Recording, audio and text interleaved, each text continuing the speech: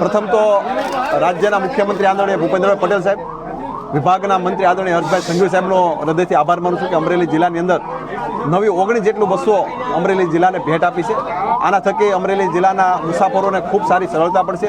અલગ અલગ નવા રૂટો પણ ચાલુ થશે અને જેથી કરીને દરેક મુસાફરો સારી રીતે મુસાફરી કરી શકે એ પ્રકારની રાજ્ય સરકાર દ્વારા ખૂબ સુંદર વ્યવસ્થા કરવામાં આવી છે.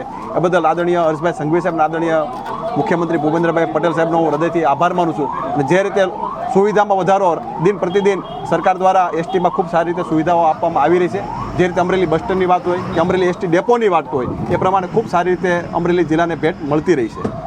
જી સર, શું નામ છે? આજે કેટલી બસો ખુલ્લી મૂકવામાં આવી છે? બીટી પટેલ, વિભાગીય નિયામક, એસટી અમરેલી.